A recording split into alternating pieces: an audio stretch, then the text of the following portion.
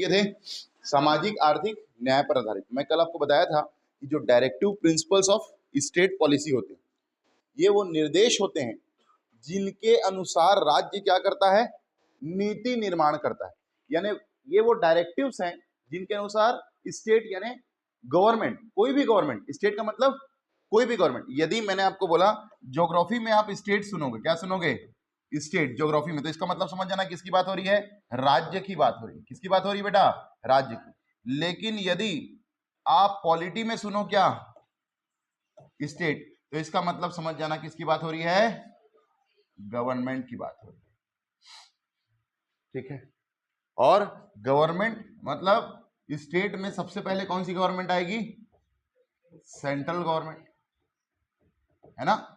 Country की बात हो रही है। स्टेट मतलब उसके नीचे कौन आएगी? State government. उसके नीचे कौन आएगी?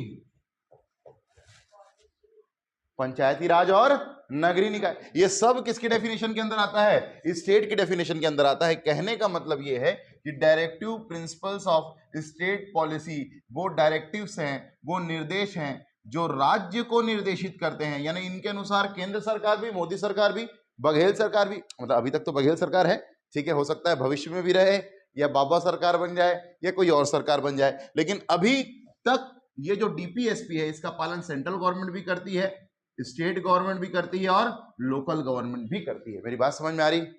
हाँ, जैसे डीपीएसपी में है गौ, दुधारू, एक एग्जांपल दे रहा हूं, दुधारू एवं वाहक पशुओं का संरक्षण।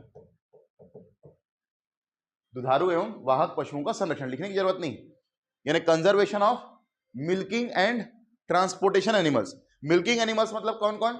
जो मिल्क इंडस्ट्री में यूज होते हैं, बकरी और गाय। तो ये धार्मिक मामला नहीं है, मतलब गाय को धार्मिक मामला बना लिया जाता है। गाय धार्मिक मामला नहीं बेटा, गाय डीपीएसपी का मामला है। इसलिए छत्तीसगढ़ सरकार ने भी क्या बनाया है? छत्तीसगढ़ राज्य गौ सेवा आयोग। अरे बनाया है कि नहीं बनाया? केंद्र सरकार ने भी बनाया है गौ सेवा आयोग, तो राज्य सरकार भी बना सकती है, केंद्र सरकार भी बना सकती है। दोनों के दोनों किसका पालन कर सकते हैं? डीपीएसपी का पालन कर सकते हैं। इवन लोकल गवर्नमेंट के अंदर गायों की रक्षा के लिए क्या बना है? गौठान। तो पंचायती राज और नगरीय निकाय भी फॉलो कर रहे हैं किसको? राज्य के नीति निर्देशक तत्वों को। मेरी बात समझ में आ रही है कि नहीं? हाँ, तो राज्य के डेफिनेशन के अंदर सबको ही आते हैं और सबको ही डीपीएसपी का पालन करते हैं। क्लियर हो गया? किसमें करते हैं? नीति निर्माण में। किसमें निर्माण, किसमें यूज करते हैं? नीति निर्माण, यानी योजनाएं बनाने में। कोई भी योजना बनेगी, गौठान योजना किसके तहत बनी है? डीपीएसपी के तहत। मेरी बात समझ में आ रही है? कोई भी योजना बनेगी, जैसे सरस्वती साइकिल योजना, महतारी जतन योजना, तो डीपीएसपी में लिखा हुआ है महिलाओं का और कमजोर वर्गों का क्या करना? संरक्षण करना, to preserve women's and backward classes या वीकर सेक्शंस। क्लियर हो गया? क्लियर हुआ कि नहीं हुआ? जो भी सरकार योजना बनाएगी डीपीएसपी के अनुसार बनाएगी। अब चलिए, हमने देखा कि इसका कॉन्स्टिट्यूशनल में कोई, कॉन्स्टिट्यूशन में कोई क्लासिफिकेशन है क्या? संवैधानिक वर्गीकरण है क्या? नहीं। तो कैसा वर्गीकरण दिखाई देता है हमको? एकेडमिक क्लासिफिकेशन, यानी अकादमिक वर्गीकरण। क्या दिखाई देता है? अकादमिक वर्गीकरण, एकेडमिक क्लासिफिकेशन, अकादमिक वर्गीकरण। और अकादमिक वर्गीकरण में 4 पॉइंट मैंने आपको बताए थे, कौन कौन से? पहला, based on socio economic justice, सामाजिक आर्थिक न्याय पर आधारित बेटा। दूसरा क्या बताया था? बेस्ड ऑन गांधीयन प्रिंसिपल्स, गांधीवादी तत्वों पर या गांधीवादी सिद्धांतों पर आधारित। तीसरा, बेस्ड ऑन इंटरनेशनल रिलेशन, यानी अंतरराष्ट्रीय संबंधों पर आधारित। और चौथा, विविध यानी मिसलेनियस। मेरी बात समझ में आई? हाँ, क्लियर हो गया? अब समझना, सामाजिक आर्थिक न्याय पर आधारित मतलब जो भी डीपीएसपी सोशल इकोनॉमिक जस्टिस की बात करेंगे वो किसके अंदर आएंगे? इसके अंदर। जो भी डीपीएसपी गांधी जी के सिद्धांतों की बात करेंगे, गांधी जी के प्रिंसिपल्स की बात करेंगे, किसमें आएंगे? गांधीयन प्रिंसिपल में। जो भी डीपीएसपी अंतरराष्ट्रीय संबंधों की बात करेंगे, किसमें आएंगे?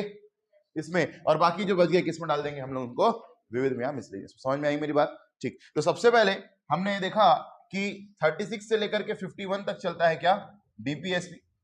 36 में क्या दी हुई है?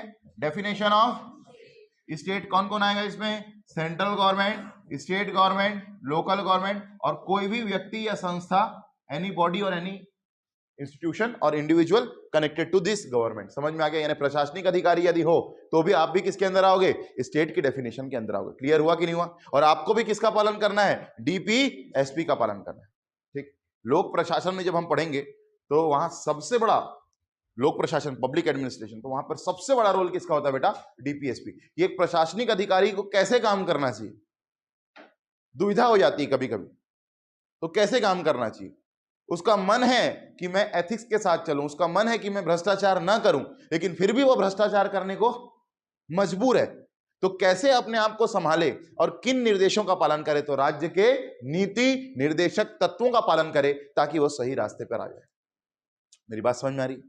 क्योंकि राज्य के नीति निर्देशक तत्वों का पालन करेगा तो किसी के मूल अधिकारों का हनन नहीं होगा, और यदि किसी के मूल अधिकारों का हनन नहीं होगा तो सीधी सी बात है कि राज्य सुरक्षा कर रहा है नागरिकों के हितों की। The state is protecting the rights of the individuals और राइट्स ऑफ द सिटीजन। समझ में आई मेरी बात? ठीक, तो यहां से हमने शुरू किया। 36 में हमने पढ़ा डेफिनेशन ऑफ स्टेट। 37 क्या बोलता है? डीपीएसपी आर नॉन इन्फोर्सेबल या नॉन जस्टिसेबल, यानी डीपीएसपी क्या नहीं है? प्रवर्तनीय या वाद योग्य नहीं है। पूरे संविधान में वाद योग्य क्या है? प्रस्तावना। उसके अलावा कोई भी वाद योग्य नहीं। वाद योग्य मतलब जिसको सीधा आप कहां ले जा सकते हो? कोर्ट में ले जा सकते हो, कि उस पर वाद विवाद कर सकते हो कि ये मेरा छीना गया है। मेरी बात समझ में आ गई? ठीक, 36 हो गया। 37 इसके बाद सामाजिक आर्थिक न्याय हमने शुरू किया, सोशियो इकोनॉमिक जस्टिस। सबसे पहला क्या देखा? आर्टिकल नंबर 38 क्या है इसमें? राज्य किसके लिए काम करेगा? समाज कल्याण के लिए काम करेगा। State will work for social welfare. राज्य किसके लिए काम करेगा? समाज कल्याण के लिए काम करेगा। और किसको दूर करने का प्रयास करेगा? आय की असमानता को दूर करने का प्रयास करेगा, है ना। यानी लॉरेंस कर्व में गिनी गुणांक को शून्य की ओर लाने का प्रयास करेगा। पढ़े थे इकोनॉमी में, याद आया? 0 की ओर आएगा तो असमानता कम होगी, 1 की ओर आएगा तो असमानता बढ़ेगी। ठीक है। आर्टिकल 39 इसमें ए बी सी डी 4 बेटा। ए बी सी डी क्या क्या? पहला क्या था? जीविकोपार्जन, की स्त्री पुरुषों को जीविकोपार्जन के समान अवसर उपलब्ध कराना, providing equal opportunities for the male and female for livelihood. दूसरा क्या बोला? जीविकोपार्जन संसाधनों का समुचित वितरण, इक्विटेबल डिस्ट्रीब्यूशन ऑफ रिसोर्सेस, संसाधनों का समुचित वितरण। तीसरा क्या बोला? धन का संकेंद्रण रोकना, to stop the accumulation of money. एक पॉइंट पर इकट्ठा हो जाएगा तो फिर आय की असमानता बढ़ेगी, आय की असमानता को कम करना है। तो 38 के पालन के लिए 39 में क्या लिखा हुआ है? धन के संकेंद्रण को रोकना, to stop the accumulation of money. और जीविकोपार्जन, संसाधन संकेंद्रण, और आखिरी में बेटा वेतन, समान कार्य के लिए समान वेतन, समान कार्य के लिए समान वेतन। 39 में देखा। इसके बाद में हमने देखा कि जो 40 है ये किसके अंतर्गत आएगा? गांधीवादी के अंतर्गत आएगा। किसके अंतर्गत आएगा?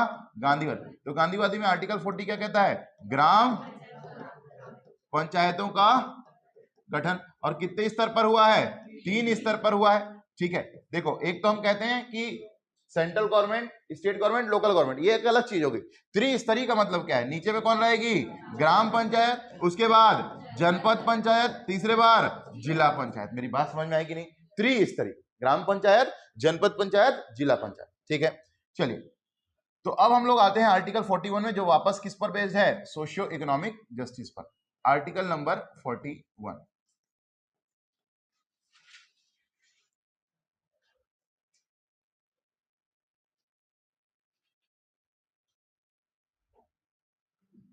इसी चलाने के लिए आर्टिकल नंबर 41।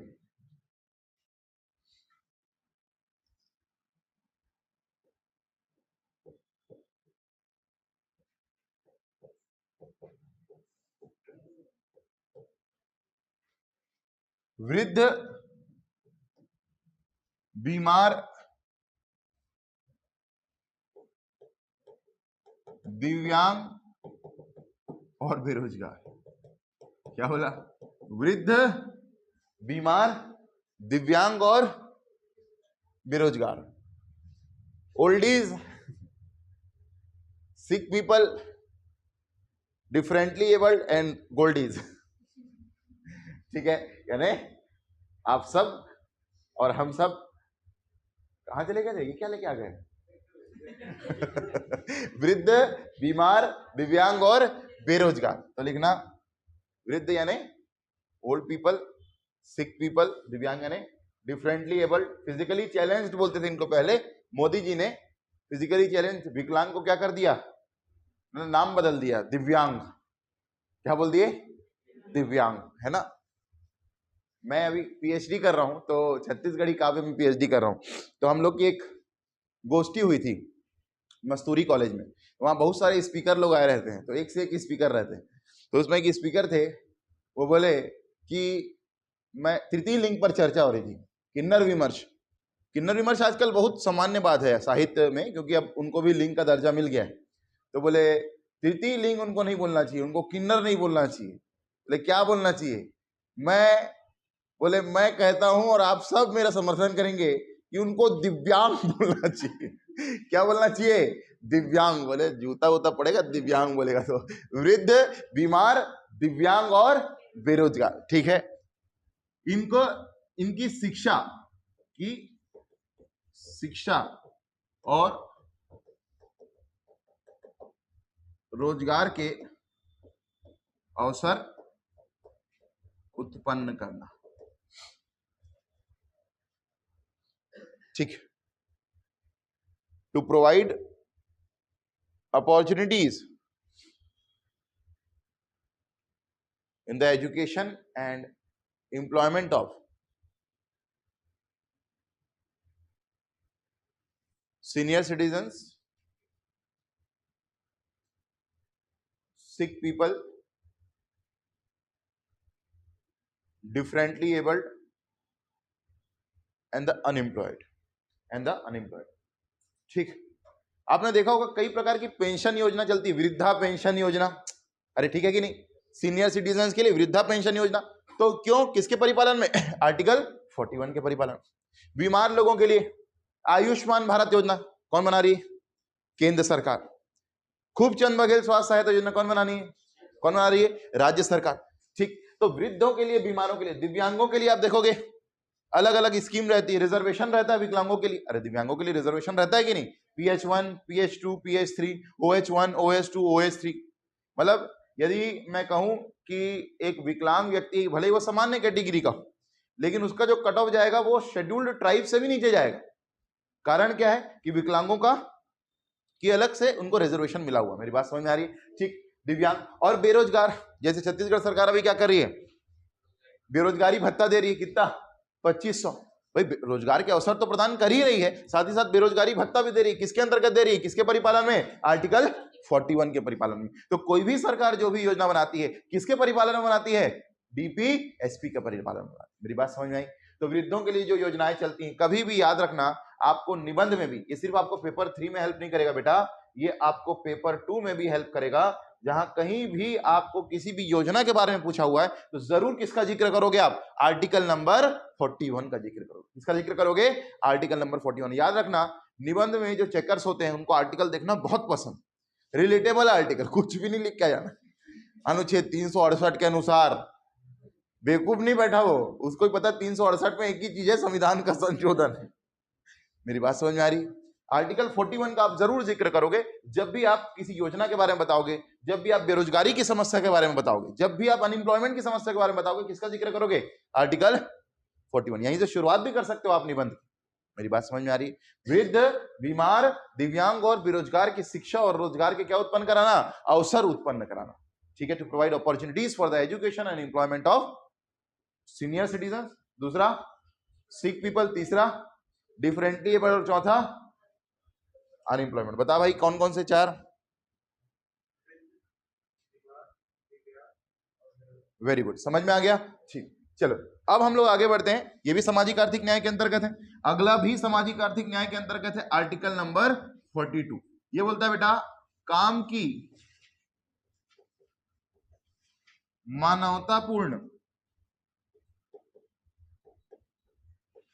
और न्यायोचित दशाएं,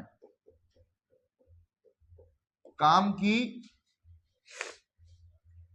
मानवतापूर्ण और न्यायोचित दशाएं, इसको हिंदी में तो ये कहते हैं और अंग्रेजी में कहते हैं, देखो मानवतापूर्ण, न्यायोचित से आया है जस्टिस, न्याय मतलब जस्टिस, यहीं से आया है जस्ट एंड, मानवतापूर्ण के लिए ह्यूमेन कंडीशंस, ह्यूमन नहीं, humane conditions for work, just and humane conditions for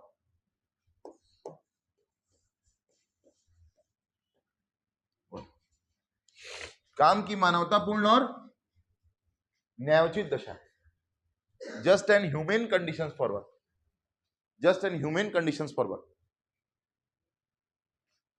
अब इसके अंदर बहुत सारी चीजें आएंगी। क्या मतलब है काम की मानवतापूर्ण और न्यायोचित दशाएं? देखो, एक दिन में कितने घंटे होते हैं? 24 घंटे। 24 घंटों को 3 भागों में बांटा गया है, 8 घंटे, 8 घंटे और 8, 8 या 24, 8 घंटे काम के, 8 घंटे काम के, 8 घंटे आराम के, 8 घंटे आराम के और 8 घंटे मनोरंजन के। 8 hours are for work, 8 hours are for rest और स्लीप, और 8 hours आर फॉर एंटरटेनमेंट। देखो कितना आसान है पढ़ना, कितना आसान है पढ़ना। आप 8 घंटे सो सकते हो। अभी आपके जीवन में वर्क तो है नहीं, आपका काम क्या है? बेसिकली पढ़ना। तो ये 8 घंटे आपको किसमें डेडिकेट करने चाहिए? पढ़ने में। 8 घंटे आप सो सकते हो, 8 घंटे तक आप सो सकते हो आराम से। आपको 8 घंटे की नींद लेनी चाहिए। कोई मैं 6 घंटे पढ़ता हूं, मैं 6 घंटे सोता हूं, मैं 4 घंटे सोता हूं, पागल हो जाएगा कुछ दिन बाद। आराम से नींद लो पूरी, 8 घंटे आप पढ़ाई करो, क्योंकि आपका काम क्या है? पढ़ाई करना। रही बात एंटरटेनमेंट की, तो कोचिंग ही आपका क्या है? एंटरटेनमेंट है। कोचिंग आए, क्लास के बीच में गैप मिला, चाय पी के आ गए, थोड़ा घूम के आ गए, यही क्या है? एंटरटेनमेंट। अभी आपके जीवन में यही एंटरटेनमेंट है, इससे बड़ा कोई एंटरटेनमेंट। यदि यहां से बाहर निकल करके आप एंटरटेनमेंट खोज रहे हो तो फिर ये दोनों चीजें प्रभावित हों।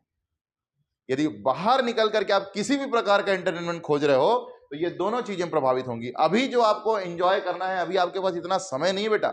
जिस दिन बन जाओगे ना, उस दिन सारे समय और सारा काम आपके अंडर में होगा। अभी आप काम के अंडर में, अभी आप समय के अंडर में हो, क्योंकि जिस दिन आपका समय चला गया ना, उस दिन वो वापस लौट के नहीं आए। सारी अपॉर्चुनिटीज मिलेंगी बाहर, जिसकी खोज में हो, जिसकी तलाश में हो, लेकिन थोड़ा रुक जाओ, क्योंकि अभी समय उचित नहीं है। 8 घंटे आपके एंटरटेनमेंट के, मतलब आप समझ जाओ, मैं आपको शेड्यूल भी बता दे रहा हूं। आप जो भी शेड्यूल में पढ़ाई करते हो, रात भर पढ़ाई करते हो, कोई दिक्कत नहीं है। दिन भर पढ़ाई करते हो, कोई दिक्कत नहीं है। आपको कोचिंग आप जितने भी बजे आते हो, कोचिंग का मिला करके, और बाहर आप जितना भी फोन में बात करते हो या थोड़ा बहुत घूमने जाते हो, टहलने जाते हो, ये सब कितने घंटे के अंदर हो जाना चाहिए? नहाना धोना सब 8 घंटे के अंदर। 8 घंटे आपको प्रॉपर क्या लेना चाहिए? रेस्ट। क्योंकि हेल्दी माइंड में ही, हेल्दी बॉडी में ही हेल्दी माइंड होता है, और हेल्दी माइंड होगा तो आपके लिए शरीर से ज्यादा इंपॉर्टेंट अभी क्या है? मस्तिष्क को स्वस्थ रखना। ठीक है, तो 8 घंटे काम के, 8 घंटे आराम के, और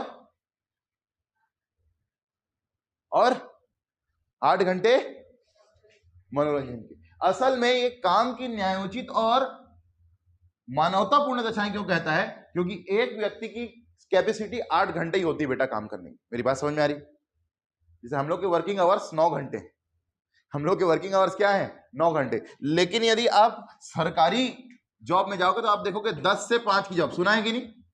अरे 10 से 5 की जॉब सुना है कि नहीं? 10 से 5 कितना घंटा होता है? 7 घंटा। वो 1 घंटा आने जाने का भी जोड़ के देते हैं। उसमें भी प्रशासनिक अधिकारी कितने बजे पहुंचते हैं? 11, 11:30, और 3:30 बजे कहाँ है साहब? साहब दौरे पे। कौन से दौरे पे हैं साहब? साहब तो यहाँ बैठ के खाना खा रहे हैं रेस्ट हाउस में। 4 घंटे काम कर रहा था। इतनी काम चोरी है। सरकारी जॉब के प्रति लगाव भी तो इसलिए बेटा, देखो अब हमारा तो काम ही है, मतलब हमारा तो मिनिमम समझ जाओ आप कि दिन में 5 से 6 लेक्चर लगना ही लगना है। 8-9 घंटे बोलने के, यहाँ तो हमारा पूरा दिन बीत जाता है। हमको मजा भी आता है और हमारा पैशन भी है, और हमने खुद चुना है इसको। हमको कोई इसमें गुरेज नहीं है कि ऐसे मुंह लटका के आ गए। हमारा पैशन है हमारा, मतलब मेरी अपनी बात कर रहा हूँ, क्योंकि मेरे माता पिता दोनों प्रोफेसर हैं, तो मेरे जेनेटिक्स में ही आया हुआ, तो मेरा बहुत मजा आता है पढ़ाने में, और बहुत समय देने में मजा आता है। मैं जितना टाइम लगता है उसमें फिर वीडियो या शॉर्ट बनाने में मेरा टाइम जाता है। गांधी चौक में था तो नहीं बना पा रहा था, अभी लगातार बनाना शुरू कर दिया। तो जिस काम में आप मजा लोगे उसमें आपको समय नहीं दिखेगा। लेकिन एक मजदूर के बारे में सोचो जो माइंस के अंदर काम कर रहा है 8 घंटे तक, यदि वो 1 घंटे भी और काम करता है तो उसके स्वास्थ्य पर भी क्या प्रभाव पड़ेगा? प्रतिकूल प्रभाव पड़ेगा। मेरी बात समझ में आ रही है? इसलिए काम की मानवतापूर्ण और न्यायोचित दशाएं, तो आप देखना आज एनटीपीसी में या कोई कोरबा से है, कोरबा से, कोरबा में बेटा जो दीपका गेवरा माइंस है या है ना, वहां पर शिफ्ट कितने घंटे की रहती है? 8 घंटे की रहती है। कितने घंटे की रहती है? 8 घंटे की। 8 घंटे से ज्यादा शिफ्ट नहीं होती। अब ये अलग बात है कि कोई डबल शिफ्ट कर रहा है 16 घंटे तो उसको डबल पैसा मिलेगा। इसलिए एससीसीएल में कोई मजदूर भी है तो उसकी भी सैलरी कितनी रहती है? 50 से 60 हजार रुपए प्रति महीना रहती है, लेकिन उसके लिए वो नीचे माइंस में उतर करके काम कर रहा है। अभी देखो आप उत्तरांचल में मजदूर फंसे हुए हैं, है ना, वैसी ही स्थिति रह जाती है, बहुत रिस्क में काम करना पड़ता है। और इसलिए काम की मानवतापूर्ण और न्यायोचित दशाएं दी गई हैं कि 8 घंटे किसके? काम के, 8 घंटे किसके? आराम के, और 8 घंटे अपने वर्क, अपनी लाइफ को बिताने के। जैसे आने वाले समय में आपकी भी फैमिली होगी, है ना, तो आपका ही मन करेगा हम लोग गार्डन जाएं, मूवी जाएं, कहीं घूमने जाएं, ताकि आपका वर्क लाइफ बैलेंस बना रहे। यदि वर्क लाइफ बैलेंस बना रहेगा तो आपका जीवन भी बढ़िया रहेगा। अच्छा, आपको ये जो रूटीन फॉलो करना है, ये बहुत समय तक फॉलो नहीं करना है, बहुत समय तक आप कर भी नहीं पाओगे। 8 घंटे पढ़ने वाला, कोचिंग को एंटरटेनमेंट मानने वाला, कोचिंग को एंटरटेनमेंट थोड़ी है, मेरी बात समझ में आ रही है? और 8 घंटे रेस्ट के। लेकिन अभी कम से कम 1.5 से 2 साल आपको ये रूटीन फॉलो करना पड़ेगा, जब तक आपका सिलेक्शन नहीं हो जाता। मेरी बात समझ में आ गई? तो जस्ट एंड ह्यूमन कंडीशन, तो ये तो सिंपल बात होगी। दूसरी, आपने सुना हो आजकल एक टर्म आती है मैटरनिटी लीव, सुना है कि नहीं? अरे मैटरनिटी लीव, मातृत्व अवकाश किसको मिलता है जी, बताओ किसको मिलेगा मैटरनिटी लीव? पुरुषों महिलाओं दोनों को मिल सकता है। तो मातृत्व अवकाश किसको मिल सकता है? पुरुषों को, महिलाओं को, किसको मिलेगा? ये दोनों को मिलेगा, दोनों को मिल सकता है। अरे गजब यार, तुम तो पूरा बायोलॉजी ही परिवर्तन कर दोगे। पुरुषों को काहे का मातृत्व अवकाश मिलेगा? भैया, मातृत्व अवकाश उनको मिलेगा जो मां बनने में सक्षम है। पुरुष पिता तो बन नहीं पा रहा है, मां क्या बनेगा? मेरी बात समझ में आ रही है बेटा? मातृत्व अवकाश मतलब प्रेगनेंसी के दौरान, उसके पहले और उसके बाद में मातृत्व अवकाश मिलता है। क्या मिलता है? मातृत्व अवकाश। अब ध्यान से सुनना, इसमें सबसे अच्छी बात क्या है कि ये प्रेगनेंसी के पहले नहीं मिलता। मतलब अभी प्रूफ ही नहीं है तो कैसे मिलेगा? पहले प्रूफ दिखाना पड़ता है। एक तो महिला सरकारी कर्मचारी हो, दूसरा शादीशुदा हो, तीसरा प्रेग्नेंट हो। तीनों चीजें हैं। पहला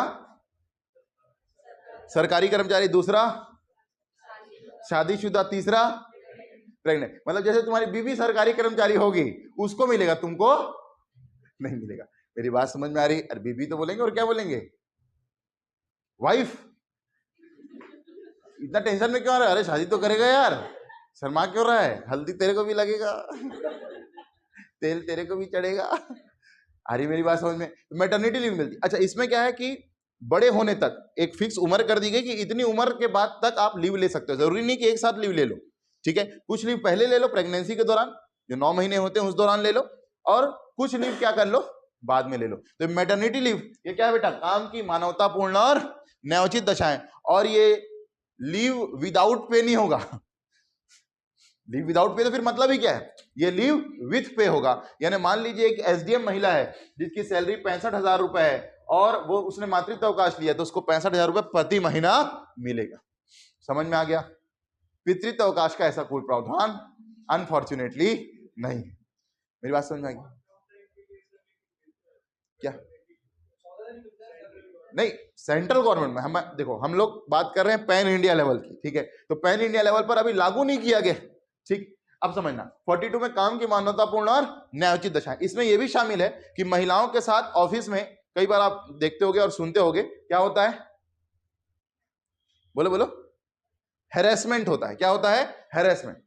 मतलब हमारा पुरुषवादी समाज है, पैट्रियार्कल सोसाइटी है, और लड़कियों को छेड़ने में कोई गुरेज नहीं करता।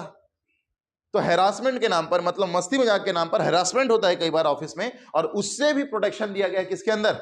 आर्टिकल 42 के अंदर। काम की मानवतापूर्ण और न्यायोचित दशाएं। कोई लिंग भेद नहीं होगा, कोई जाति भेद नहीं होगा। जिसको, जो कमजोर वर्ग है, जैसे प्रेग्नेंट महिला है, यदि उसको जरूरत है मातृत्व अवकाश की, उसको मिलेगा। समझ में आ गया? सेंट्रल गवर्नमेंट में अभी जैसे आपने बताया 14 दिन के लागू किया गया, पैन इंडिया लेवल पर भी लागू नहीं किया गया। तो इसके अंदर हैरासमेंट भी आएगा, जिसको हम लोग बोलते हैं ऑफिशियल हैरासमेंट। क्या बोलते हैं? Official harassment. मेरी बात समझ में आ गई? काम की मानवतापूर्ण और न्यायोचित दशाएं, ये भी किसके अंदर आएगा? सामाजिक आर्थिक न्याय, क्योंकि ये समाज में क्या प्रदान कर रहा है? न्याय प्रदान कर रहा है। और क्योंकि ये लीव विदाउट पे नहीं है, ये लिव विथ पे है, यानी इसमें पैसा भी मिल रहा है, यानी क्या प्रदान कर रहा है? साथ ही साथ इकोनॉमिक जस्टिस भी दे रहा है, यानी आर्थिक न्याय भी प्रदान कर रहा है। सामाजिक न्याय भी है और आर्थिक न्याय भी। मेरी बात समझ में आई? कौन सा आर्टिकल में? आर्टिकल 42। क्लियर हो गया? काम की मानवतापूर्ण और न्यायोचित दशाएं। अब बोले सर आप 8 घंटे काम के, 8 घंटे आराम के और 8 घंटे किसके? रेस्ट के। अब भी बताओ 8 घंटे क्या करने के लिए? एंटरटेनमेंट। काम तो करोगे एंटरटेनमेंट के लिए क्या चाहिए? अरे पैसा चाहिए कि नहीं चाहिए? एंटरटेनमेंट के लिए क्या चाहिए? पैसा। और आपके घर से आता है लिमिटेड पैसा सभी के स्टूडेंट लाइफ में, इसलिए मैंने कहा आपका एंटरटेनमेंट क्या है? कोचिंग है। यदि बाहर खोजोगे तो उधारी लेना पड़ेगा, और उधारी लेना पड़ेगा तो फिर बजट गड़बड़ा जाएगा, फिर पढ़ाई लिखाई से ध्यान हट जाएगा, फिर जुआ खेलने लगोगे, फिर सट्टा खेलने लगोगे, फिर 2 नंबर का काम करने लगोगे। ऐसे बहुत सारे स्टूडेंट हैं जो यहाँ आते किसी और काम के लिए हैं और लग जाते हैं इन कामों में, अपना जीवन ही क्या कर लेते हैं? बर्बाद कर लेते हैं। ठीक है, तो संगति अपनी अच्छी रखिए ताकि आपको आर्टिकल 43 के अंतर्गत क्या प्राप्त हो? सांस्कृतिक और सामाजिक जीवन के निर्वाह के लिए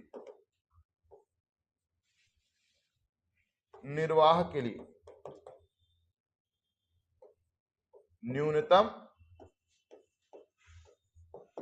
मजदूरी। मजदूरी मतलब मजदूर मत समझ लेना, हर काम करने वाला व्यक्ति क्या है? मजबूर नहीं, मजदूर। इकोनॉमी में हमने पढ़ा था कि जिसके अंदर भी कार्य करने की क्षमता है और कार्य करने की इच्छा है, वो किसका भाग बनता है बेटा? लेबर फोर्स का। किसका भाग बनता है? लेबर फोर्स यानी श्रम शक्ति। और मैंने आपको बताया था इंडिया में श्रम शक्ति यानी लेबर फोर्स किसको मानते हैं? 15 से लेकर के 59 वर्ष, 15 to 59। अब वही वाली बात है पैन इंडिया वाली। अब छत्तीसगढ़ में देखोगे तो रिटायरमेंट एज क्या है? 62। हायर एजुकेशन डिपार्टमेंट में प्रोफेसर वगैरह की रिटायरमेंट कब होती है? 65। लेकिन यदि मैं पैन इंडिया लेवल पर बात करूं तो क्या है रिटायरमेंट एज सेंट्रल गवर्नमेंट में? 60 ईयर्स बेटा। तो 60 साल में रिटायरमेंट हो जाता है, इसलिए 59। और हमने आर्टिकल कौन से आर्टिकल में पढ़ा था? आप बताओगे भैया कौन से आर्टिकल में पढ़ा था? 14 वर्ष से कम के बच्चे काम नहीं कर सकते कहीं भी। पहले हैजार्डस इंस्टीट्यूशंस में था, अब कहीं भी नहीं कर सकते, कहीं भी नहीं। आर्टिकल 23 नहीं भैया, आर्टिकल 24। मैंने आपको बार बार बताया बेटा, बार बार आप बच्चे यहां पर कंफ्यूज होते हैं। आपको कैसे याद रखना है? बांध दिया है बच्चे को, याद आया कि नहीं? बंधुआ मजदूरी, बाल मजदूरी, याद आया कि नहीं? बांध दिया है बच्चे को। आर्टिकल 24 में है बेटा चाइल्ड लेबर। बार बार प्रीलिम्स में गलत करके आते हैं बच्चे। बांध दिया है बच्चे को, पहले बंधुआ मजदूरी आएगा और बच्चा छोटा है बेटा, बच्चा बाद में आएगा। समझ में आया? ऐसे याद रखना, बच्चा क्या है? छोटा। 23 में कौन आएगा? बंधुआ मजदूरी। 24 में कौन आएगा? बाल मजदूरी। तो कौन सा आर्टिकल में लिखा है? आर्टिकल नंबर 24 में कि 14 वर्ष से कम के बच्चे काम नहीं कर सकते। तो 15 से लेकर के क्या माना है? 59 वर्ष। एक इधर छोड़ दिया, एक इधर छोड़ दिया। मेरी बात समझ में आई? इसी को क्या माना बेटा? श्रम शक्ति यानी लेबर फोर्स। और यदि इस लेबर फोर्स को हम काम देते हैं तो काम के साथ में क्या मिलना चाहिए उनको? मिनिमम वेजेस मिलना चाहिए। तो लिख लेना minimum wages for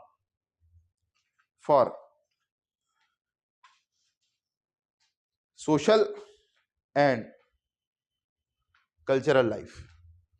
minimum wages for social and cultural life.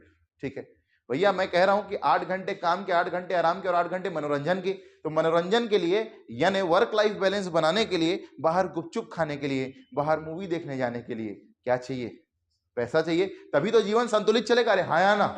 ये सभी चीजें जरूरी हैं जीवन में। यदि आप 8 घंटे काम करोगे तो 8 घंटे आपको सोशल वर्क लाइफ बैलेंस बनाना पड़ेगा। आपकी पारिवारिक जिम्मेदारियां होंगी जिनको आपको निभाना पड़ेगा। और मैंने कहा कि कोई भी चीज, चाहे वो इकोनॉमी हो चाहे पॉलिटी हो, सीधा किससे जुड़ती है? समाज से जुड़ती है। तो हर बार बात किसकी होगी? समाज की। क्योंकि हमने प्रस्तावना में कहा है कि हम भारत के लोग संपूर्ण प्रभुत्व संपन्न समाजवादी पंथ निरपेक्ष लोकतंत्रात्मक गणराज्य बनाने के लिए, we the people of India having solemnly resolve to constitute India into a sovereign socialist. तो जब जब ये सोशलिस्ट शब्द आएगा बेटा तो एक चीज जरूर आएगी, समाज का कल्याण यानी सोशल वेलफेयर। और जब भी सोशल वेलफेयर की बात होगी, कल्याणकारी राज्य की बात होगी, वेलफेयर स्टेट की बात होगी, तो सामने कौन आएगा? Directive principles of the state policy. समझ में आ गई मेरी बात?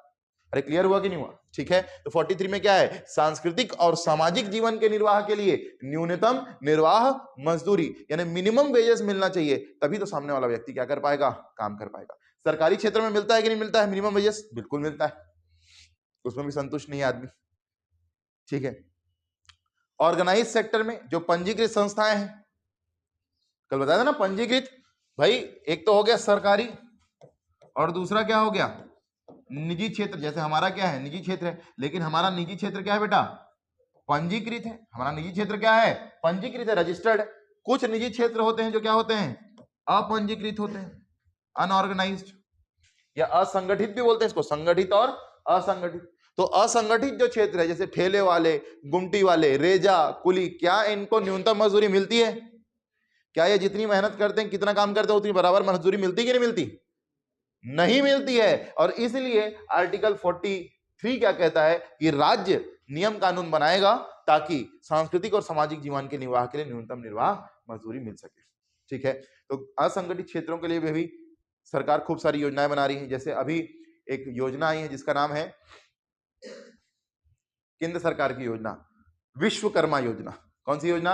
विश्वकर्मा योजना। लोहार, सोनार, जो छोटे छोटे कैटेगरी के लोग हैं, जो छोटा छोटा काम करते हैं, उन लोगों के लिए उनको विश्वकर्मा मान करके उनके लिए एक योजना बनाएंगे। मेरी बात समझ में आ रही?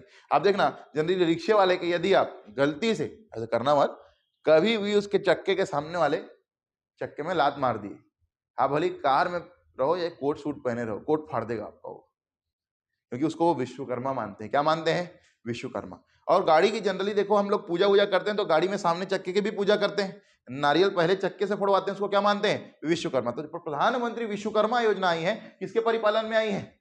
आर्टिकल 43 के परिपालन में आई। मेरी बात समझ में आ रही है? सामाजिक और सांस्कृतिक जीवन के निर्वाह के लिए न्यूनतम निर्वाह मजदूरी, minimum wages for social and cultural life. Clear हो गया? ये कौन सा आर्टिकल बेटा?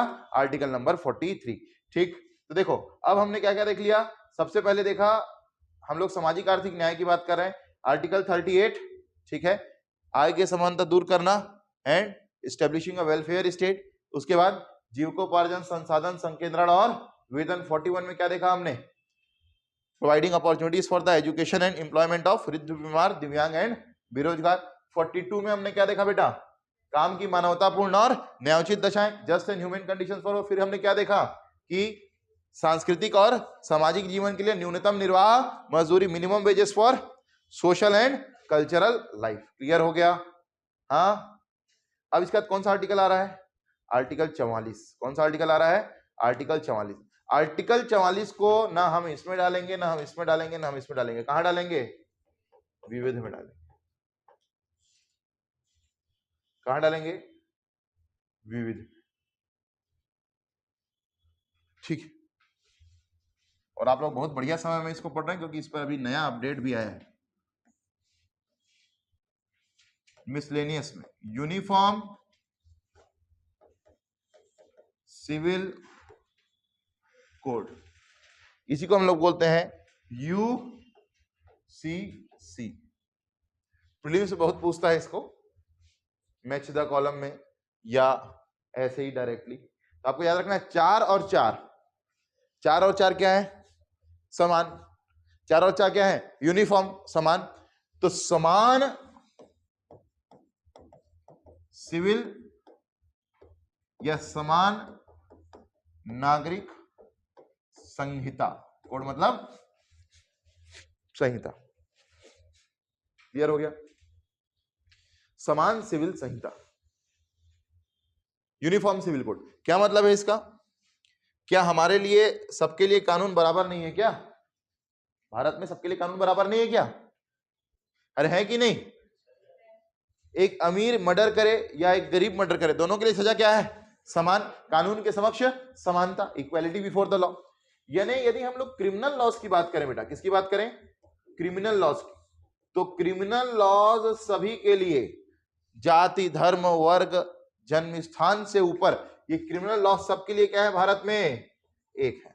हिंदू हो, मुस्लिम हो, सिख हो, ईसाई हो, किसी भी जाति का हो, महिला हो, पुरुष हो, तृतीय लिंग हो, किसी भी जगह से आता हो, छत्तीसगढ़ से, एमपी से, सबके लिए क्राइम क्या है, क्रिमिनल लॉस क्या है पूरे भारत में?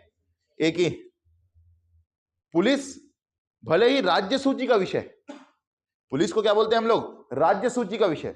हम लोग पढ़ेंगे जब अनुच्छेद अनुसूचियां पढ़ेंगे, मैंने आपको बताया कितनी अनुसूचियां थी पहले? 8। आज कितनी अनुसूचियां हो गई हैं? 12 अनुसूचियां हो गई। तो आप देखोगे 7वीं अनुसूची में, 7th अनुसूची में, 7वीं अनुसूची में, 7th शेड्यूल में 3 प्रकार के सब्जेक्ट्स बताए गए। एक सेंट्रल लिस्ट, अभी लिखने की जरूरत नहीं है, स्टेट लिस्ट, और तीसरा कंकरेंट लिस्ट। केंद्र सूची के विषय जिस पर केंद्र कानून बना सकती है, राज्य सूची के विषय जिस पर राज्य कानून बना सकता है, समवर्ती सूची जिस पर केंद्र और राज्य दोनों कानून बना सकता है, उसको बोलते हैं हम लोग कंकरेंट लिस्ट। मेरी बात समझ में आई क्या? यहां मैं क्या कह रहा हूं कि हम लोग पुलिस को किसके अंतर्गत रखते हैं? राज्य सूची के अंतर्गत रखते हैं बेटा। लेकिन पुलिस जिन नियमों और कानूनों पर चलती है, आईपीसी, सीपीसी, सीआरपीसी, वो पूरे भारत में क्या है? एक है। चाहे वो बिलासपुर का थाना हो, चाहे वो बलिया उत्तर प्रदेश का थाना हो, वहां आईपीसी, सीपीसी, सीआरपीसी की धाराएं क्या लगेंगी? सेम लगेंगी। यानी स्टेट के लिए अलग अलग लॉज नहीं है, क्रिमिनल लॉस। पुलिस के लिए अलग अलग लॉज हो सकते हैं कि यहाँ की पुलिस का काम करने का तरीका दूसरा हो सकता है, वहां की पुलिस करने का काम करने का तरीका एनकाउंटर हो सकता है यूपी की पुलिस का, क्योंकि वो स्टेट का विषय है, वो सीधा सीएम के अंडर में आते हैं। लेकिन जो क्रिमिनल लॉज हैं वो किसके अनुसार चलेंगे? आईपीसी, सीपीसी, सीआरपीसी, यानी क्रिमिनल लॉज पूरे भारत में क्या है? एक ही। क्लियर हो गया? अरे क्लियर हुआ कि नहीं? लेकिन यदि हम लोग सिविल लॉज की बात करें, क्रिमिनल तो समझ गए ना आप, किसी भी प्रकार का क्राइम किसके अंदर आएगा? क्रिमिनल लॉस के अंदर आएगा। सिविल लॉस का मतलब क्या है बेटा, समझना। सिविल लॉस का मतलब है विवाह, विवाह विच्छेद, मतलब विच्छेद मतलब अरे तलाक, ठीक, और संपत्ति उत्तराधिकार आदि के मामले किसके अंतर्गत आते हैं? सिविल मामले के अंतर्गत आते हैं। ठीक है, कौन कौन से मामले? मैरिज, डिवोर्स, प्रॉपर्टी, है ना, और उत्तराधिकार मतलब संपत्ति किसको मिलेगी, उत्तराधिकार किसका होगा। तो ये सारे मामले किसके अंतर्गत आते हैं? सिविल मामलों के अंतर्गत आते हैं। ठीक है। एडॉप्शन, उत्तराधिकार में मतलब बच्चे का भी उत्तराधिकार हो सकता है, संपत्ति का भी उत्तराधिकार हो सकता है। ठीक है। Marriage, divorce, property, adoption, etcetera. ठीक, ये सारे मामले क्या है? सिविल मामले, जहां कोई क्राइम इन्वॉल्व नहीं। भाई तलाक लेने में यदि राजी खुशी दो लोगों के बीच में तलाक हो रहा है तो ये कोई क्राइम नहीं, ये क्या मामला है? सिविल मामला। हाँ, ये अलग बात है कि यदि महिला घरेलू हिंसा से पीड़ित है, कि उसका पति शराब पीकर उसको मारता है बेल्ट से और उसके कारण तलाक हो रहा है, तो फिर यह मामला कैसा हो जाएगा? क्रिमिनल मामला हो जाएगा। मेरी बात समझ में आ रही? तो राजी खुशी तलाक वाली बात हो रही है यहाँ पर। और इसी के लिए आप देखना अलग अलग जगह पर, ये नेहरू चौक के पास आप जाओगे तो आपको दिखाई देगा, इधर जाता हुआ बहरूस बिरयानी करके लिखा हुआ, उसके बगल से कुटुंब न्यायालय, फैमिली कोर्ट, है ना, कुटुंब न्यायालय, फैमिली कोर्ट। तो जो फैमिली कोर्ट है ये सिविल मामलों की सुनवाई करता है। और जब हम लोग न्यायपालिका पढ़ेंगे तो मैं आपको बताऊंगा सिविल मामलों के लिए कौन कौन है और क्रिमिनल मामलों के लिए कौन कौन है। ठीक है, सिविल मामलों की सुनवाई अलग होती है, क्रिमिनल मामलों की सुनवाई अलग होती है। ठीक है, आपने ये सुना है जिला एवं सत्र न्यायालय, देखा है कि नहीं? अरे पीएससी के विद्यार्थियों थोड़ा देखते तो होगे जब प्रशासनिक अधिकारी या बंगले वंगले के बगल से गुजरते होगे कि नहीं देखते हो? यदि नहीं देखते तो तुम्हारे अंदर है ही नहीं वो कीड़ा प्रशासनिक अधिकारी वाला। जो प्रशासनिक अधिकारी बनने की तैयारी करते हैं, जब भी कोई गाड़ी जाती है पलट के जरूर देखते हैं कि गाड़ी में क्या लिखा हुआ है। CG03 मतलब पुलिस की गाड़ी, 02 मतलब सरकारी गाड़ी, है ना। तो आप जैसे नेहरू चौक से सीधा जाओगे, नेहरू चौक से सीधा जाओगे तो आपको राइट साइड में आपको कार्यपालिका दिखाई देगी। कार्यपालिका मतलब एसपी का ऑफिस, उसके बाद कलेक्टर का ऑफिस। लेफ्ट साइड में आपको क्या दिखाई देगी? न्यायपालिका दिखाई देगी, जुडिशरी। यानी पहले आपको दिखाई देगा नोटरी ऑफिस, उसके बाद आपको दिखाई देगा जिला एवं सत्र न्यायालय। जिला एवं सत्र न्यायालय का मतलब क्या है? जिले का मतलब है सिविल केसेस के लिए और सत्र का मतलब है क्रिमिनल केसेस। डिस्ट्रिक्ट एंड सत्र यानी सेशन, सेशन कोर्ट। तो डिस्ट्रिक्ट कोर्ट नाम क्यों पड़ा है? सिविल मामलों के लिए। सेशन कोर्ट नाम क्यों पड़ा है? क्रिमिनल मामलों के लिए। कोर्ट एक ही है, लेकिन जब सुनवाई सिविल मामलों में होती है वो क्या बन जाता है? Civil court. जब सुनवाई क्रिमिनल मामलों में होती है वो क्या बन जाता है? Criminal court. मेरी बात समझ में आ रही है? हाँ, ठीक है। तो यहां देखो, हमारे यहां सिविल मामले अलग अलग है बेटा। जैसे मैं बात करूं अलग अलग धर्मों की, तो सबसे पहले हम लोग बात करते हैं हिंदू धर्म की। किसकी बात करते हैं? हिंदू धर्म। हिंदू धर्म में आप देखना, आपकी जो दादा या परदादा या नाना या बड़े नाना जो भी होंगे, उनमें से आपको एक ना एक मिल जाएगा जिसकी 2 शादी हुई होगी, पक्का मिल जाएगा। बोलेगा बेटा तो 2 दादी रही, एक जन खत्म होगी तो ओकर बाद में दूसरा से शादी कर ले। तो लेकिन दादा मैं तो सुने हो कि वो खत्म नहीं हो रही तभी कर ले रहे। हाँ तभी कर ले रहे, खत्म होने वाला रही देख रहे पर लड़का मन ला तोर पिताजी ला तोर बुआ ला कौन संभालतीस बेटा। समझ में आ रही है मेरी बात? तो हिंदुओं में पहले पॉलीगैमी थी, इसको समझने की जरूरत है। ये कोई धर्म आधारित वाली बात नहीं थी। हिंदुओं में भी बहुविवाह की प्रथा थी, जहां 1 2 3 भाई रखा जाता था। समझ में आ रहा है कि नहीं? छत्तीसगढ़ में ऐसे बोलते हैं, भाई चाय लावे। ठीक है, पुराने दादा नाना को देखोगे तो पॉलीगैमी वहां भी थी, बहुविवाह वहां भी था। खैर मनाओ हिंदू कोड बिल का जो कब आया? 1954 में, और लागू हुआ 1955 में। Hindu code bill. Hindu code bill ने ये कोडिफाई कर दिया कि एक हिंदू युवक कानूनी रूप से एक ही शादी कर सकता है। समझ में आई मेरी बात? एक ही शादी कर सकता है। सिविल मामले, विवाह का मामला चल रहा है, क्रिमिनल मामला नहीं। हाँ, तुम दुखी क्यों हो गए? इरादा क्या है तुम्हारा? अरे एक ही काफी है। समझ में आया? एक ही शादी काफी है। एक शादी, अच्छा इसके बाद यदि खुदा ना खास्ता क्या हो गया तलाक, तब वो क्या कर सकता है? दूसरी शादी कर सकता है, या उसकी पत्नी, या पत्नी के लिए भी है ये एप्लीकेबल, दोनों के लिए है कि पत्नी हिंदू महिला भी एक ही शादी कर सकती है, हिंदू महिला भी एक ही शादी कर सकती है। लेकिन हाँ, यदि उसका पति से तलाक हो जाए तो वो दूसरी शादी कर सकती है, कोई दिक्कत वाली बात नहीं। तलाक हो जाए तब, तलाक का केस चल रहा है और कर लिए तो गड़बड़ हो जाएगा, फिर वो क्राइम माना जाएगा। क्या माना जाएगा? क्राइम। मेरी बात समझ में आ रही? ठीक। दूसरी बात कि यदि एक हिंदू युवक है या युवती, उसकी पति या पत्नी क्या हो जाए? फिनिश, डेथ हो जाए किसी भी कारणवश, तो फिर वो क्या कर सकता है? दूसरी शादी कर सकता है। इसमें ऐसा कोई प्रावधान नहीं कि 10 गात्र के बाद, 13वीं के बाद, चाहे तो तत्काल प्रभाव से कर सकता है। मिट्टी दे के आए, आग लगा के चलो। समझ में आएगा? कोई रोकने वाला नहीं है। लेकिन यदि शादीशुदा रहते हुए एक हिंदू युवक या हिंदू युवती दूसरी शादी करता है तो फिर वो मामला क्रिमिनल बन जाएगा। क्या हो जाएगा? क्रिमिनल, जिसके लिए सजा का प्रावधान है। मेरी बात समझ में आ रही है? मैं नाम नहीं लूंगा, एक बहुत सीनियर आईपीएस थे, एक बहुत सीनियर आईपीएस, उसमें भाजपा की सरकार थी, आईजी वाईजी के लेवल पर।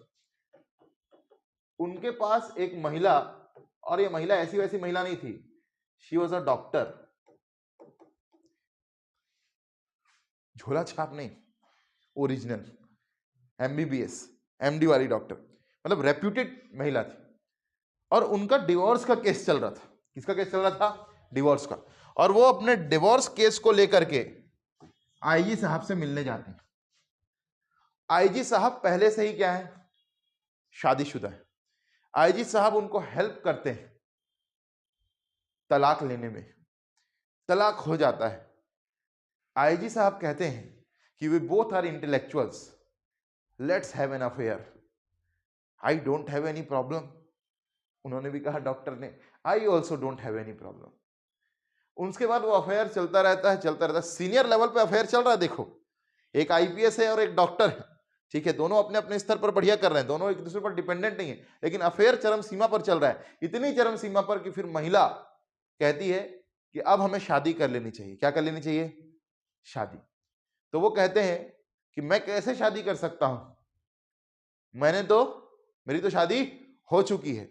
तो फिर जब वो महिला नहीं मानती है तो आईजी साहब उसके साथ में क्या कर लेते हैं? गंधर्व विवाह कर लेते हैं। क्या कर लेते हैं?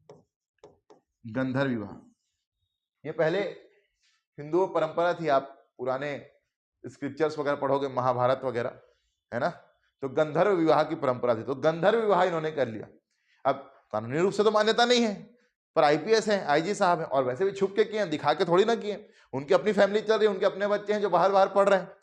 अब क्या हुआ कि इनके ऊपर प्रेशर बनने लगा, भाई बात निकली है तो दूर तलक जाएगी, ऐसी बातें कहां छुपती है। तो यह बात उनके घर तक पहुंची और उनकी सोशल और पर्सनल लाइफ यानी सामाजिक और सांस्कृतिक जीवन क्या होने लगा, प्रभावित होने लगा। न्यूनतम निर्वाह मजदूरी तो मिल ही रही थी, लेकिन सामाजिक सांस्कृतिक जीवन प्रभावित होने लगा इसके कारण। और उन्होंने एक बड़ा कदम उठाया, मतलब प्रूफ तो नहीं हो पाया ऐसा, लेकिन बिल्कुल ये चर्चा रही कि ये डॉक्टर महिला थी, शी कमिटेड सुसाइड, आत्महत्या कर ली। लेकिन सीधा सीधा आरोप लगा कि आत्महत्या नहीं, ये हत्या, मैंने किसी का नाम नहीं लिया इसलिए, ये आत्महत्या नहीं हत्या है। और अभी भी वो केस चल ही रहा है, अभी भी वो केस चल ही रहा है। हालांकि आईजी साहब को बर्खास्त कर दिया गया दूसरी वजह से, भ्रष्टाचार के मामले में। तो आईजी साहब बर्खास्त चल रहे हैं अभी, मतलब बर्खास्त मतलब पूरे तरीके से बर्खास्त नहीं, सस्पेंड, पर वो बर्खास्त थी मानो, क्योंकि उनकी बहुत ज्यादा रिटायरमेंट की एज अब बची नहीं। मेरी बात समझ में आ रही है? तो ऐसा भी होता है बेटा, जहां आप देखो कि दो बड़े लेवल पर काम चल रहा है। जो सिविल मामला था, पहले क्या मामला था, सिविल मामला, वो कैसे क्या बन गया, क्रिमिनल मामला बन गया। और हिंदुओं में यदि वो मुस्लिम होते, अब मेरी बात समझना, यदि वो आईजी साहब हिंदू ना कहो करके क्या हो जाते, मुस्लिम होते, तो ना उनकी पत्नी को कोई दिक्कत होती, ना जो सामने वाली डॉक्टर मैडम है उनको कोई दिक्कत होती, और न ही किसी भी प्रकार से समाज को यह दिक्कत होती, क्योंकि सिविल लॉज हर समाज के लिए, हर धर्म के लिए अलग अलग है। बहुविवाह हिंदू धर्म में अलाउड नहीं, but polygamy is allowed in Muslims. Polygamy allowed in Muslims, कोई लिमिट नहीं है। जैसे जब हम राष्ट्रपति पढ़ेंगे तो राष्ट्रपति में आपको पढ़ाऊंगा आर्टिकल 57, उसमें मैं आपको बताऊंगा एक बार जो राष्ट्रपति बन गया वो कई बार राष्ट्रपति बन सकता है, पुनर्निर्वाचन हो सकता है, री इलेक्शन हो सकता है, उसकी कोई सीमा। वैसे यहां भी विवाह की कोई सीमा नहीं है, 1 2 3 4, समझ में आया कि नहीं आया, कोई सीमा नहीं है, बहुविवाह की प्रथा है। और ये इसलिए है क्योंकि हमारे यहां यूनिफॉर्म सिविल कोड नहीं है, यानी सिविल लॉ सभी धर्मों के लिए क्या है, अलग अलग। समझ में आ गया? सेम देखो आप, यहीं पर एक मामला आता है किसका, विवाह का बोला, और फिर मैं किसकी बात करूंगा, विवाह विच्छेद की बात करूंगा। तो विवाह विच्छेद का मतलब समझना, तलाक। तो आप सभी ने जरूर सुना होगा 3 तलाक केस, सुना कि नहीं सुना? ये जो 3 तलाक केस था, उसमें सुप्रीम कोर्ट के सामने एक्चुअल में केंद्र सरकार ने क्या किया कि विवाह विच्छेद में या डिवोर्स के अंदर ये जो 3 तलाक होता था, जो किसके अंदर आता है, मुस्लिमों के कौन से laws, civil laws of Muslims, मुस्लिमों के सिविल लॉज के अंदर जो आता है, इसको इन्होंने क्या कर दिया, क्रिमिनल लॉ में डाल दिया। किस में डाल दिया, क्रिमिनल लॉ में। किसने डाला, मोदी सरकार ने। किसने डाला, मोदी सरकार। तो मोदी सरकार ने 3 तलाक को, जो सिविल मामला था किसका, मुस्लिमों का, इसको किसमें डाल दिया, क्रिमिनल मामला। इन्होंने कहा कि जिस प्रकार से एक हिंदू व्यक्ति दोबारा शादी करता है तो वो क्राइम होता है, उसी प्रकार से यदि एक मुस्लिम व्यक्ति 3 बार क्या कह दे, तलाक तलाक तलाक, तो क्या हो जाता है, तलाक। तो फिर क्या हो जाता है, तलाक। ये धर्म का मामला नहीं है, ये महिलाओं के आत्मसम्मान का मामला है। This is not a matter of religion, this is a matter related to the dignity of the woman. और हमने पढ़ा है कि इसमें प्रस्तावना में क्या पढ़ा है, to protect the dignity of the individual and the unity and integrity of the nation. पढ़ा है कि नहीं, dignity of the individual, Hindi में क्या बोलते हैं इसको, अरे डिग्निटी ऑफ द इंडिविजुअल, व्यक्ति की गरिमा और राष्ट्र की एकता और अखंडता। तो व्यक्ति की गरिमा में सभी व्यक्ति आएंगे, उसमें महिलाएं भी आएंगी, चाहे वो हिंदू मुस्लिम है, चाहे वो हिंदू महिला है, चाहे वो मुस्लिम महिला है।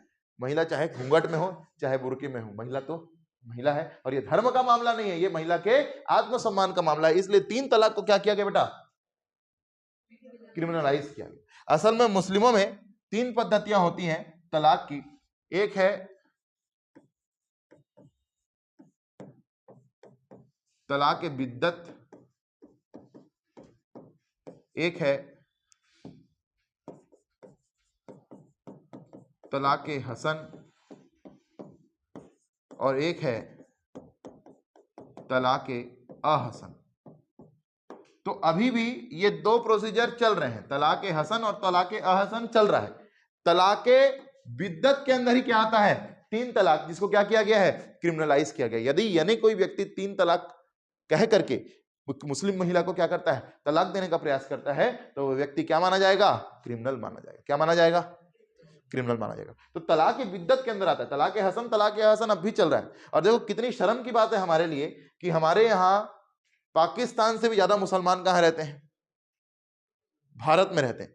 आपको जान करके हैरानी होगी कि हम लोग तो एक सेक्युलर नेशन है बेटा, हम लोग तो एक क्या राष्ट्र है? पंथ निरपेक्ष राष्ट्र है। लेकिन पाकिस्तान तो घोषित क्या है? एक अरे इस्लामिक देश है कि नहीं? Islamic nation. और वहां भी आज से नहीं 1960s के दशक से 3 तलाक समाप्त हो चुका है। यानी कितनी प्रोग्रेसिव सोसाइटी आप देखिए कि आज भी हमारे यहां 3 तलाक चल रहा है, जो पाकिस्तान में कब खत्म हो चुका है? 1960 के दशक में। पाकिस्तान में जो एक इस्लामिक राष्ट्र है, जिसको माना जाता है कि महिलाओं के अधिकार, वहां बहुत ज्यादा बेटा महिलाओं के अधिकार है, बहुत प्रोग्रेसिव नेशन है। आपको वहां की महिलाएं कभी बुर्के में दिखाई नहीं देंगी, अफगानिस्तान में दिखाई देंगी, पाकिस्तान की महिलाएं नहीं दिखाई देंगी। अरे देखते हो ना यूट्यूब वगैरह में। मेरी बात समझ में आ रही है? हाँ, क्लियर हो रही है मेरी बात? तो पाकिस्तान में भी जो एक इस्लामिक राष्ट्र है, वहां भी 3 तलाक को समाप्त कर दिया गया है, पहले ही 1960s के दशक में। और आज भी हमारे यहां क्या चल रहा था? 3 तलाक, तलाक बिद्दत के अंतर्गत। तो इसको क्रिमिनलाइज किया गया है। और क्यों क्रिमिनलाइज किया गया? क्योंकि ये रिलीजन का मामला नहीं है, ये महिला के आत्मसम्मान का मामला है बेटा। और हर प्रोग्रेसिव सोसाइटी में महिलाओं के आत्मसम्मान का, पुरुषों के आत्मसम्मान का, वृद्धों के आत्मसम्मान का, बच्चों के आत्मसम्मान का और इनके सर्वांगीण विकास का, ऑल अराउंड डेवलपमेंट का ध्यान रखा जाता है। यही प्रोग्रेसिव सोसाइटी, यही प्रगतिशील समाज की पहचान है। क्लियर हुआ? तो सुप्रीम कोर्ट ने में केंद्र सरकार ने यही दलील दी कि हमने 3 तलाक को इसलिए क्रिमिनलाइज किया क्योंकि यह धर्म का मामला नहीं है, यह धार्मिक स्वतंत्रता का मामला नहीं है। यहां धार्मिक स्वतंत्रता का मामला नहीं है, यहां लिंग भेद का मामला है। यहां पर जेंडर डिस्क्रिमिनेशन का मामला है कि लिंग के आधार पर महिला के साथ क्या किया जा रहा है? भेदभाव किया जा रहा है। उसके आत्मसम्मान के साथ क्या किया जा रहा है? खिलवाड़ किया जा रहा है। उसकी गरिमा के साथ क्या किया जा रहा है? खिलवाड़ किया जा रहा है।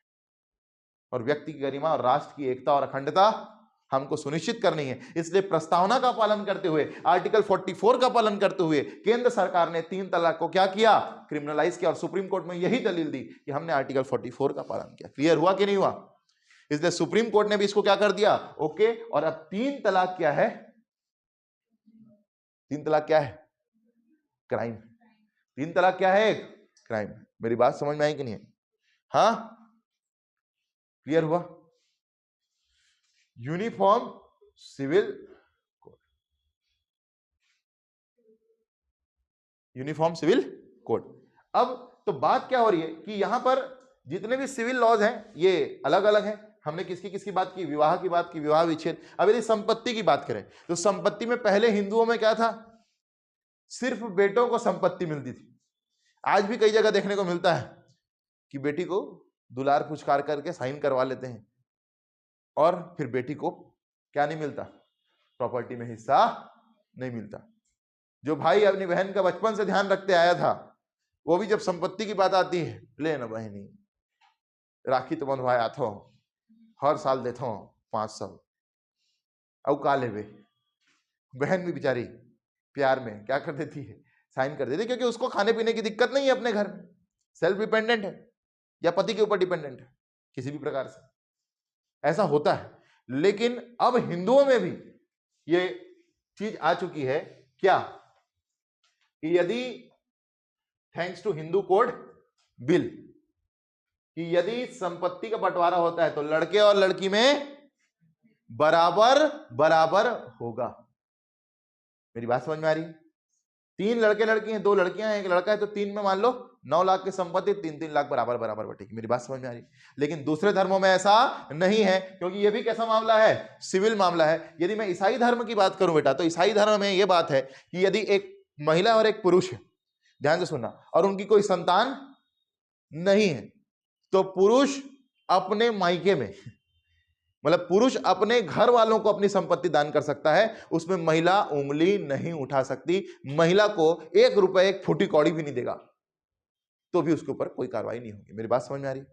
ये ईसाई धर्म की बात कर रहा हूं मैं, सिविल लॉस की बात कर रहा हूं। संपत्ति के मामले में यदि संतान नहीं है, यदि संतान नहीं तो फिर किसको दिया जाए? संतान है तो बराबर बराबर बटेगा। यदि संतान नहीं है तो पति पत्नी में बराबर बराबर बंटना चाहिए? नहीं, यदि संपत्ति है पति की तो वो, यदि वो महिला उसके ऊपर डिपेंडेंट है, तो वो महिला को अपने घर से भी बाहर निकाल सकता है कि चल तेरा इस संपत्ति में कोई लेना देना नहीं है। वो किसको दे सकता है? अपने मायके वालों को। कहने का मतलब है कि अपने फैमिली को दे सकता है, महिला को अलग कर सकता है। तो ये सिविल लॉज अलग अलग हैं। और यूनिफॉर्म सिविल कोड क्या कहता है कि पूरे भारत में, चाहे वो हिंदू धर्म हो, चाहे मुस्लिम धर्म हो, चाहे सिख धर्म हो, चाहे ईसाई धर्म हो, सभी के लिए जो सिविल कानून है, सभी के लिए जो सिविल लॉज है, उनको क्या किया जाए? एक किया जाए। मेरी बात समझ में आ रही है? सभी के लिए सिविल लॉज को क्या किया जाए बेटा? एक किया जाए, ताकि क्रिमिनल लॉज में भी समानता आ जाए और सिविल लॉज में भी समानता आ जाए। फिर जो हम कहते हैं कि धर्म के आधार पर हम बटे हुए हैं, फिर हम धर्म के आधार पर बटे हुए नहीं रहेंगे, धर्म के आधार पर हमें क्या आ जाएगी? समानता आ जाएगी। क्लियर हो गया? ठीक। अभी देखो, यदि आपसे क्वेश्चन आता है कि 2 क्वेश्चन यहां बनते हैं। मैंने कहा आपने बहुत सही समय में आपके पास ये टॉपिक आया है, क्योंकि अभी अभी 2 दिन पहले एक राज्य है, अब मैंने कहा कोई केंद्र सरकार भी इसको लागू कर सकती है डीपीएसपी को, और राज्य सरकार भी लागू कर सकती है। अरे है कि नहीं? तो केंद्र सरकार तो लागू करने की बात कर रही है, केंद्र सरकार लागू करेगी तो पैन इंडिया लेवल पर लागू करना पड़ेगा। लेकिन यहां पर बात क्या है कि राज्य सरकार भी लागू कर सकती है। यदि आपसे क्वेश्चन आता है कौन सा राज्य है जिसने सबसे पहले यूनिफॉर्म सिविल कोड को लागू किया, तो आंसर है उसका गोवा। क्या आंसर है? गोवा। क्लियर होगा? अरे क्लियर हुआ कि नहीं हुआ? क्लियर हुआ कि नहीं हुआ? ठीक, गोवा। क्या आंसर इसका? गोवा। गोवा में यूनिफॉर्म सिविल कोड लागू है, समान सिविल संहिता लागू है। दूसरा जो राज्य है जो अभी अभी 2 दिन पहले जिसने लागू किया है, उसका नाम क्या है? Very good, Uttarakhand. तो उत्तराखंड पहला राज्य नहीं बेटा, उत्तराखंड दूसरा राज्य, याद रखना, उत्तराखंड दूसरा राज्य है। गोवा पहला राज्य जहां यूनिफॉर्म सिविल कोड लागू है, जिसको गोवा सिविल कोड बोलते हैं, क्योंकि सिर्फ गोवा में लागू था गोवा सिविल कोड। अब ये क्या आ गया? Uttarakhand civil code. क्या आ गया? Uttarakhand civil code. तो यूनिफॉर्म सिविल कोड यानी समान सिविल संहिता सबसे पहले गोवा में पहला, और अभी कहां लागू है? करंट अफेयर्स का प्रश्न है, पूछ सकता है, जरूर प्रीलिम्स से पूछ सकता है, गारंटीड। कहां? उत्तराखंड। और यूनिफॉर्म सिविल कोड पे आपको ऐसे लिखना भी आ सकता है। यूनिफॉर्म सिविल कोड अपने आप में एक इतना बड़ा टॉपिक है, इतना जो मैंने आपको मैटर बताया इतना सारा, वो किसके लिए बताया?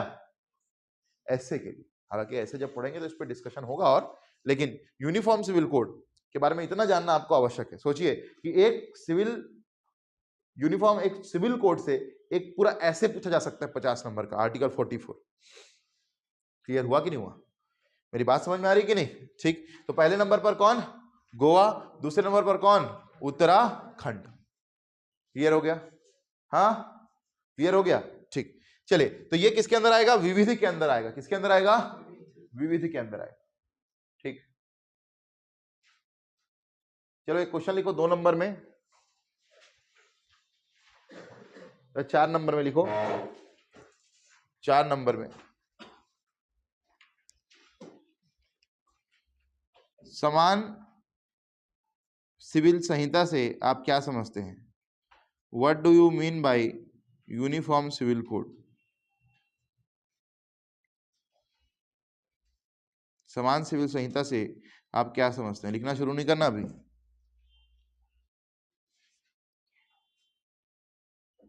दो नंबर वाले प्रश्न के लिए कितना समय मिलता है जी, आप बताओ? नहीं, 48 सेकेंड। अब उसको अपन 40 कर दिए, कम करते जा रहे हैं धीरे धीरे। 4 नंबर वाले के लिए कितना मिलता है समय? Very good, 3 minute 36 second. तो अब अपन 3 मिनट 36 सेकेंड को और थोड़ा कम कर रहे हैं। अपन इसको करेंगे कितना? 3 मिनट और 20 सेकंड करेंगे। कितना कर देंगे? 3 मिनट और 20 सेकंड। ठीक है, समान सिविल संहिता से आप क्या समझते हैं? What do you understand by uniform civil code? Clear हुआ? आपको लिखना है और आपका समय शुरू होता है 4 नंबर में, 60 शब्दों में 3 मिनट 20 सेकंड का आपको समय मिलेगा। आपका समय शुरू होता है अब।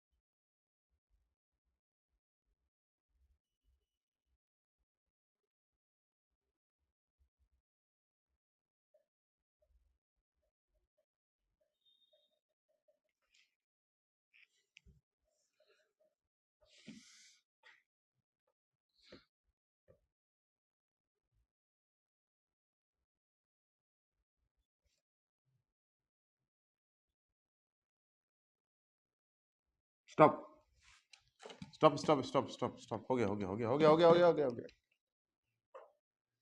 ठीक, लास्ट में चेक करवा लेंगे आप। ठीक है, क्लियर हो गया?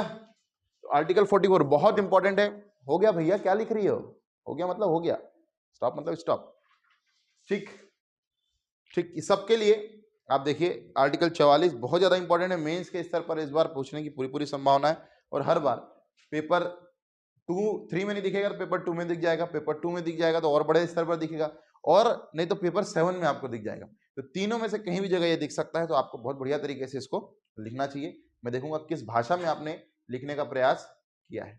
चलिए, आर्टिकल 44, क्योंकि आपने पढ़ा सब सेम, मैंने आपको सब सेम लिखा है इसमें, लेकिन कौन सबसे बढ़िया लिख रहा है, सबसे परिष्कृत आंसर लिख रहा है, उससे हम सबको सीखना है।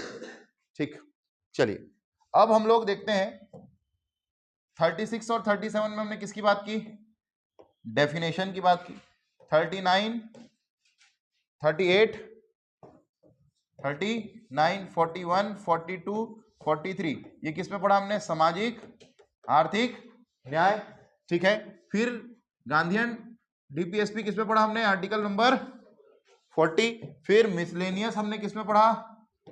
आर्टिकल 44 और इंटरनेशनल रिलेशन वाला कल देखा था आर्टिकल नंबर 51। समझ में आ गया? कल यहीं से शुरुआत की थी आर्टिकल नंबर 51।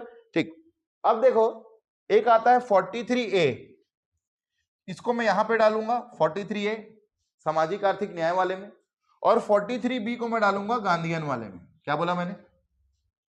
43A को कहां डालूंगा?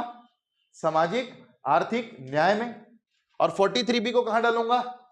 गांधीवादी में। क्योंकि मैंने आपको कहा कि ऐसा बिल्कुल भी नहीं, क्योंकि कॉन्स्टिट्यूशनल क्लासिफिकेशन तो है नहीं, तो कोई लगातार चलने वाली चीज नहीं है। जिसमें ऐसा लगेगा कि सामाजिक आर्थिक न्याय से संबंधित, उसको वहां डाल देंगे। जिसमें ऐसा लगेगा गांधी जी के सिद्धांत पर आधारित, किसमें डाल देंगे? गांधीयन में डाल देंगे। समझ में आ गया? हाँ, समझ में आ गया? ठीक, चलो तो अब हम लोग देखते हैं आर्टिकल 43A और 43B क्या है। 43A ये जुड़ा उसी से जिससे 39A जुड़ा था। बताइए आप किससे जुड़ा था 39A? हाँ, आप पूरा बताइए। ये उन्होंने बोला, समझ में आया मैं क्या पूछा? हाँ, 39A। अरे भैया 39 कल तुम आए थे कि नहीं? 39A में पहली बात तो जीविकोपार्जन नहीं है। क्या है 39A में?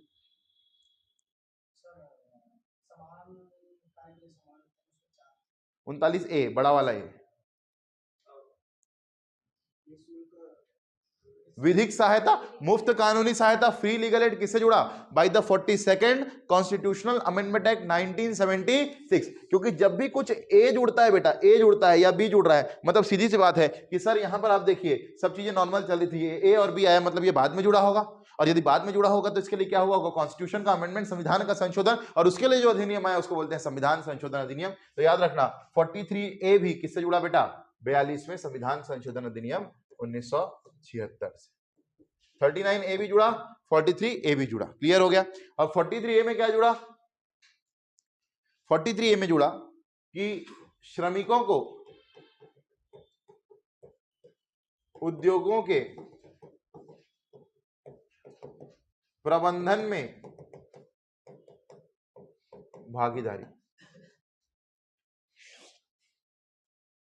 श्रमिकों को उद्योगों के प्रबंधन में भागीदारी, participation of labours in the management of the industry, participation of labours in the management of the industry. Indira Gandhi सरकार में ये जुड़ा।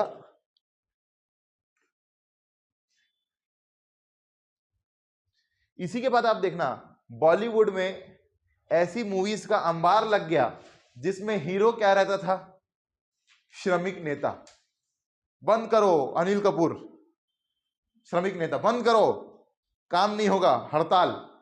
क्यों? क्योंकि श्रमिकों को उद्योगों के प्रबंधन में क्या मिली? भागीदारी। आज एसईसीएल का एक फोरमैन, एसईसीएल गेवरा का एक फोरमैन मतलब ये बहुत बड़ी पोस्ट नहीं होती, ठीक है, लेकिन पैसा बहुत मिलता है काम के अनुसार, मजदूरों के ऊपर ही रहता है फोरमैन। ये फोरमैन जीएम के साथ में बैठता है बेटा। किसके साथ में बैठता है? जीएम के साथ। ये फोरमैन इवन एक मजदूर भी बैठ सकता है यदि वो मजदूरों का क्या बन जाए? नेता बन जाए। यदि वो एक मजदूर है, यदि वो एक फोरमैन है और मजदूरों ने उसको अपना नेता चुन लिया, तो वो कहां बैठेगा?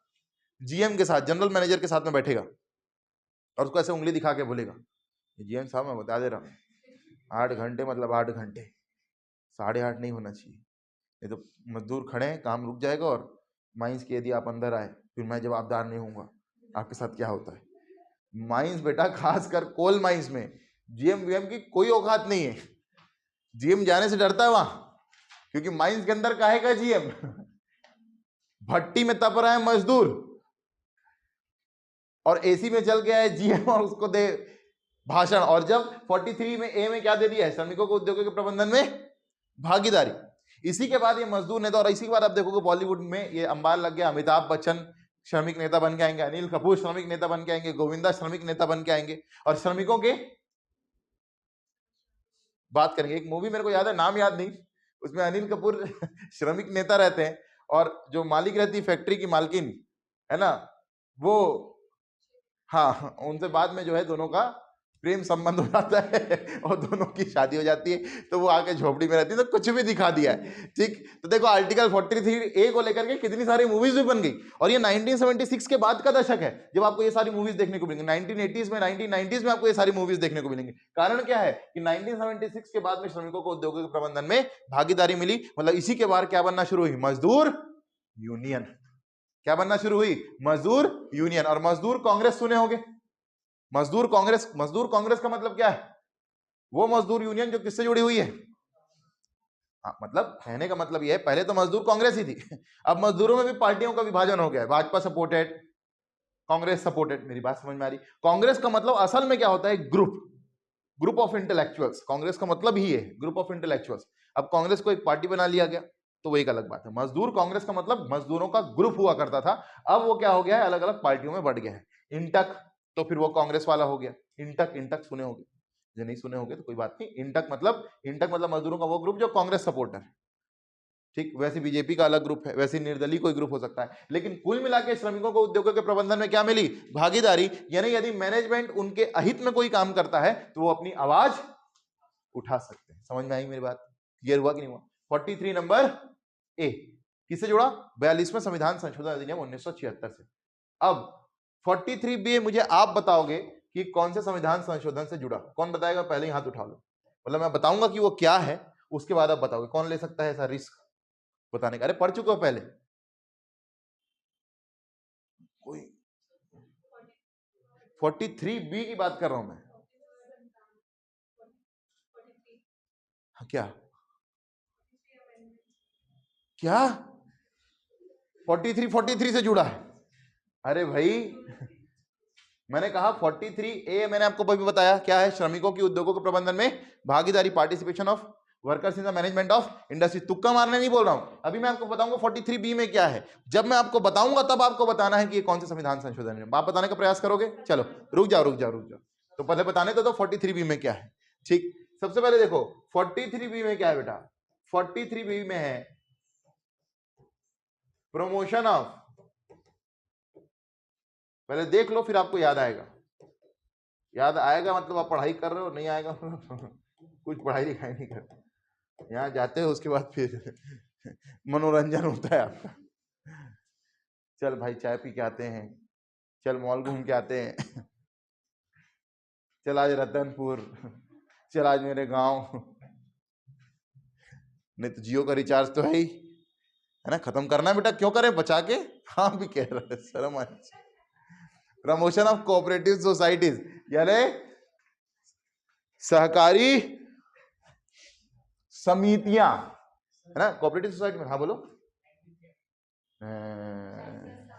बता भी रहा है और गलत भी बता रहा है। प्रमोशन ऑफ कोऑपरेटिव सोसाइटी, इसका मतलब क्या है, सहकारी समितियों को प्रोत्साहन देना। और ये गांधीवादी में क्यों आएगा बेटा, क्योंकि गांधी जी क्या चलाते थे, चरखा चलाते थे। याद आया, गांधी जी चरखा चलाते थे। छोटे छोटे स्तर पर सहकारी समिति के माध्यम से गांव की अर्थव्यवस्था का विकास करना है। छोटे छोटे स्तर पर सहकारी समितियों के माध्यम से गांव की अर्थव्यवस्था को विकास करना है। जैसे आप देखो कि नेहरू जी पंचवर्षीय योजना 5 ईयर प्लान्स, 5 ईयर प्लान्स में आप देखोगे कि Nehru ji first 5 year plan में 3 बड़े बड़े बांध बनाते हैं, भाखड़ा, नंगल, हीराकुंड, दामोदर घाटी। सेकेंड 5 ईयर प्लान में यहां पे फोकस क्या रहता है, कृषि और सिंचाई, एग्रीकल्चर एंड इरिगेशन। यहां पर फोकस क्या रहता है, उद्योग, इंडस्ट्री। और 3 बड़े बड़े उद्योग लगाते हैं, Bhilai steel plant, Rourkela steel plant, Durgapur steel plant, Chhattisgarh में, उड़ीसा में और बंगाल में।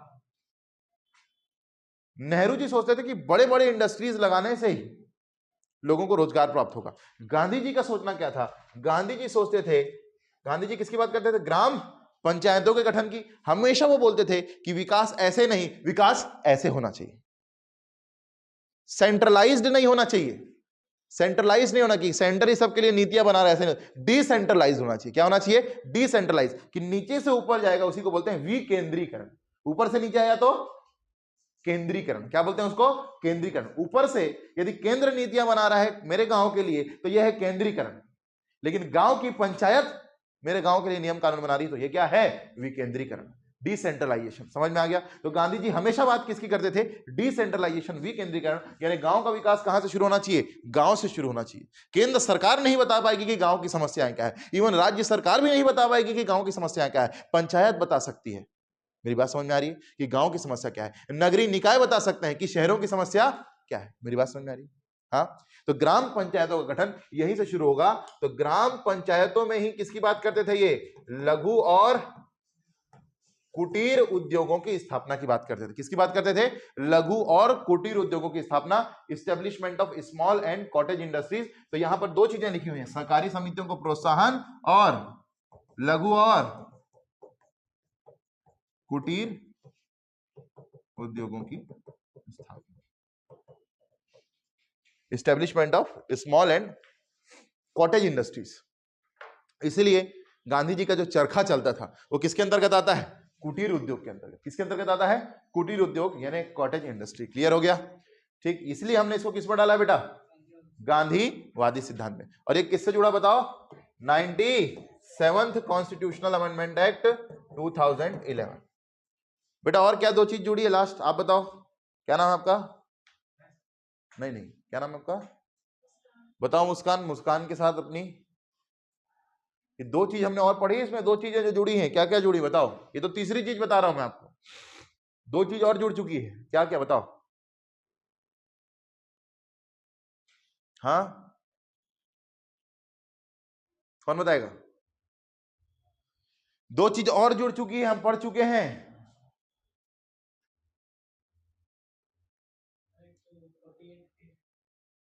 ए। अरे सहकारी, मैं बोल रहा हूं ये जो संविधान संशोधन अधिनियम है, 97वां संविधान संशोधन अधिनियम, इससे मैंने अभी आपको बताया 43B। दो चीजें और बता चुका हूं पहले जो इसी संविधान संशोधन अधिनियम से जुड़ी है। बताओ जी। 22 भाग पढ़ाए थे। कितने भाग पढ़ाए थे? 22 भाग। कौन सा भाग जुड़ा है? 97 कॉन्स्टिट्यूशनल अमेंडमेंट एक्ट 2011 से। 9B cooperative society. 9 में 73वें से क्या जुड़ा? पंचायती राज। 9A में क्या जुड़ा? नगरीय निकाय। 9B में क्या जुड़ा बेटा? सहकारी समिति। याद आया कि नहीं आया? अब क्या मतलब है? जो पूछा तो बता नहीं पाए, पढ़ाई लिखाई नहीं कर रहे हो, रिवीजन नहीं कर रहे हो। चलो एक चीज और बता दो, मूल अधिकार में पढ़ाया था, याद करो, बताओ चलो। हाँ, आर्टिकल, हाँ बोलो। अरे 9B यार। हाँ हाँ, तो 973 से था, 9A 74 से था, और 9B 97वें संविधान से। तो इसी को तो गोला किया हूं, याद दिला रहा हूं, याद जो याद नहीं है, जो याद होना चाहिए। अरे घर जाके रिवीजन करो यार, ऐसे काम नहीं चलेगा। हाँ, मजा आएगा, फिर तुम भी चले जाओगे, मजा लोगे, यहाँ चले जाओगे, मजा लेने थोड़ी आए हो। 9 में पंचायती राज जुड़ा, याद करवा रहा हूं, 73वें से। 9A में नगरीय निकाय, 74वें से। फिर बताया था 9B में क्या जुड़ा? सहकारी समिति। किससे? 97वें संविधान संशोधन अधिनियम 2011। ये आपको मुखाग्र याद होना चाहिए। एक नया भाग जुड़ा 9B। 22 भाग पढ़ाया था, कौन कौन आए थे? कम से कम आप लोग, तुम नहीं आई थी तो कम से कम जितने लोग आए थे उनको तो याद होना चाहिए। हाँ, 22 भाग पढ़ाया था। 22 भाग का पूरा नाम 97वें संविधान संशोधन अधिनियम, 97th कॉन्स्टिट्यूशनल अमेंडमेंट एक्ट 2011 से 9B जुड़ा। और 9B में क्या जुड़ा? सहकारी समिति। समझ में आ गया? सहकारी समिति। और यहां पर 43B में क्या बोल रहा है? तो एक तो पार्ट 9B अलग से जुड़ा, सहकारी समिति, उसका रजिस्ट्रेशन वगैरह होगा, उसकी स्थापना की बात कौन कर रहा है? Article 43B। आर्टिकल 43B, लघु और कुटीर उद्योगों की स्थापना सहकारी समितियों के माध्यम से। समझ में आ गया? और बताओ जी, मूल अधिकार में अभी अभी बताई हो, याद आया? पढ़े थे मूल अधिकार? पढ़े हो कि नहीं? हाँ हाँ, तो 19 में ही तो बताया था। 19 में ही तो बताया था। बताओ कौन बताएगा? हाँ, वेरी गुड बेटा। 19(1)C में, 19(1)C में मैंने आपको बताया था समितियों की स्थापना। वाक और अभिव्यक्ति की स्वतंत्रता ए में, बी में संघ बनाने की स्वतंत्रता, सी में समिति बनाने की स्वतंत्रता। समिति के अंदर क्या बना सकते हो? सहकारी समिति। किससे जुड़ा? 97th constitutional amendment act 2011। तो 97वें संविधान संशोधन अधिनियम 2011 से ध्यान से सुनना, कितनी चीजें जुड़ी, ध्यान से सुनो। 2 आर्टिकल में प्रभाव पड़ेगा, एक 19(1)(c) में और एक नया आर्टिकल जुड़ा, आर्टिकल 43(b). एक संविधान में एक नया भाग जुड़ा 9(b). तो ये 3 चीजें आपको याद रखनी चाहिए। हाँ, समझ में आया कि नहीं आया? क्लियर हुआ? एक संविधान संशोधन में ये 3 चीजें जुड़ी बेटा, एक नया भाग जुड़ा, एक न्यू पार्ट, एक नया मूल अधिकार जुड़ा, एक नया मूल अधिकार, और एक क्या जुड़ा? डीपीएसपी।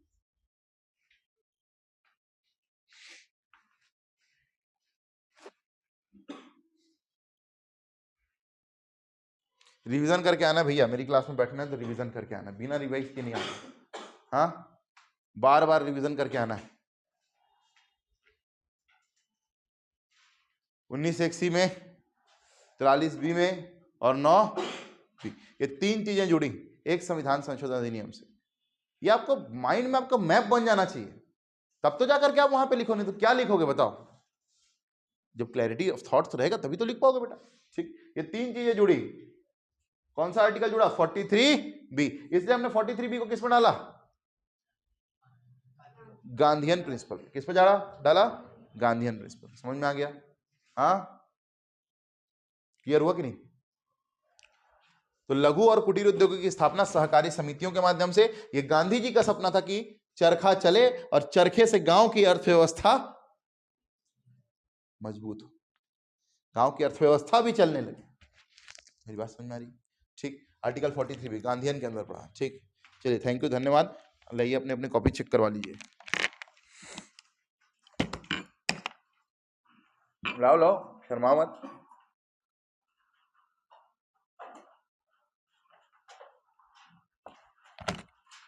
रेड पेन नहीं है क्या? चलो ठीक है।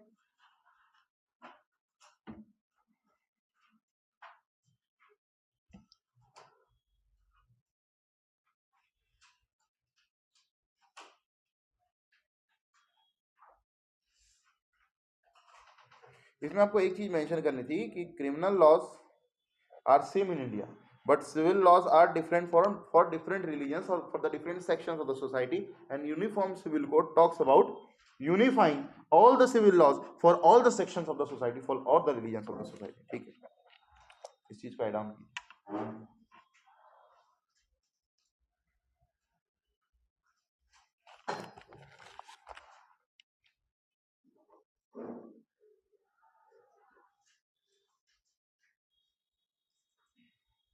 है बताना है कि क्रिमिनल जो नियम है, क्रिमिनल लॉज है, यानी क्रिमिनल मामले हैं वो सबके लिए बराबर है ना? क्रिमिनल लॉ सबके लिए सेम है, लेकिन सिविल लॉज को सबके लिए बराबर करने की बात करता है। ये आपको बताना पड़ेगा। समान सिविल संहिता से आप क्या समझते हैं ये पूछ रहा है।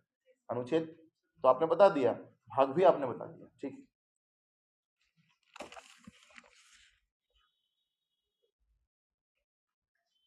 ठीक है, बढ़िया।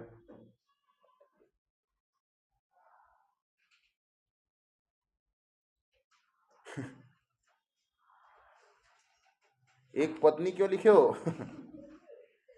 हिंदुओं में बहुविवाह नहीं है, लेकिन मुस्लिमों में बहुविवाह है। तो इसको एक करना चाहता है ना? इसी को लिखना है आपको। ये जो भिन्न भिन्न है उसको समान सिविल संहिता क्या करना चाहती है? एक करना चाहती है। और आपको गोवा और उत्तराखंड का जिक्र जरूर करना है करंट अफेयर्स के अंदर।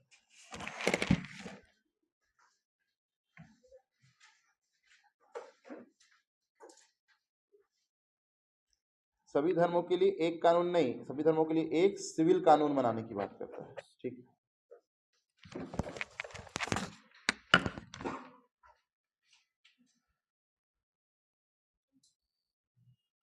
क्रिमिनल लॉ सबके लिए बराबर है, सिविल लॉस को बराबर करने की बात करता है। ये लिखो, ठीक है। इसमें लिखो विवाह का मामला आता है, संपत्ति का, है ना, संपत्ति विच्छेद का। फिर लिखो गोवा और उत्तराखंड का जिक्र करो। ठीक, 3 तलाक का जिक्र करो। एक समान बेटा सिविल कानून, एक समान कानून है भारत में, कानून के समान समक्ष समानता है, एक समान सिविल कानून है। ठीक, 3 तलाक का जिक्र करो, उत्तराखंड का जिक्र करो।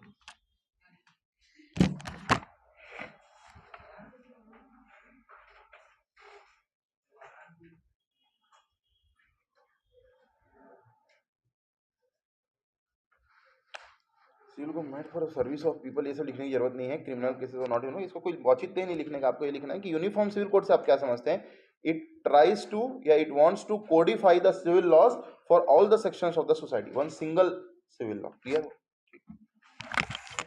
उत्तराखंड वाला पॉइंट बढ़िया लिखा है। 3 तलाक वाला भी जिक्र कर सकती है। जो 3 तलाक नियम बनाया गया, जो 3 तलाक क्रिमिनलाइज किया गया, इसी संदर्भ में किया गया। ठीक है,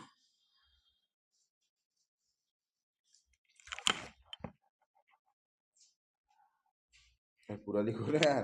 आर्टिकल का जिक्र करो, पार्ट डीपीएसपी लिखो, है ना। फिर लिखो कि ये ठीक लिखा है आपने, common civil code, common civil law for all the religions in the sections of the society and which includes marriage, divorce etcetera. ठीक, इतना ही लिखा है बस 3 मिनट में। देखो बहुत बढ़िया। Uniform civil code means execution of same civil laws throughout the nation and among all religions. ये इससे आपकी शुरुआत होनी चाहिए। This is mentioned under article 44 of the constitution under part 4। Criminal laws are applied equally throughout in India in the same way civil laws should be executed. इस तरीके से आपको लिखना है। फॉर एग्जाम्पल, हाँ, पर यहाँ पर आप 2 चीजें शामिल कर सकती थी। एक तो 3 तलाक वाला, या 3 तलाक ना भी शामिल करें तो उत्तराखंड, है ना, रिसेंटली, है ना। देखो फिर आपने छोड़ दिया लिख के, है ना। क्राइम वाइम मत लिखो। Polygamy is not allowed in Hinduism but it is allowed in Muslim, ऐसा आप लिख सकते हो। ठीक है, या नाम ना लिख करके सीधा लिख सकते हो, कोई दिक्कत वाली बात नहीं। Polygamy is allowed in one section of the society, is not allowed in the other section, ऐसा लिख सकते हो। क्लियर? गुड, वेरी गुड, बढ़िया। सीधा आपको क्वेश्चन को हिट करना है।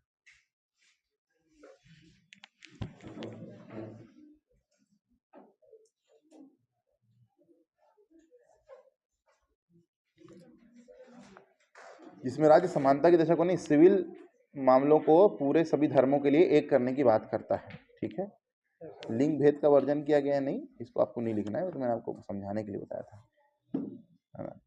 ये हिंदू कोड बिल से तो सिर्फ हिंदुओं के लॉ कोडिफाई हुए हैं, है ना, सभी के लिए लॉ कोडिफाई करना है अपने को। ठीक है, तो उत्तराखंड का भी इसमें आपको जिक्र करना है। ठीक है, और डीपीएसपी का आपको जिक्र करना है। ये राज्य का नीति निरीक्षक तत्व भाग 4 में इसको आपको जिक्र करना है।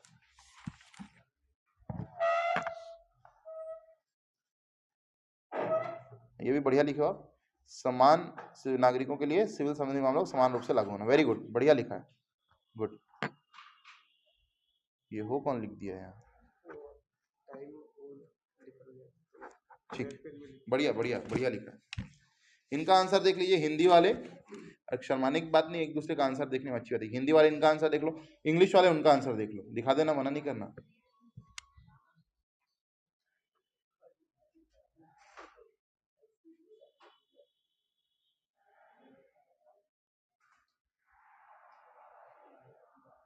ठीक, ये भी, इनका भी आंसर बहुत बढ़िया है। ठीक, उत्तराखंड का जिक्र कर सकते हैं यहाँ पर। ठीक, ओके।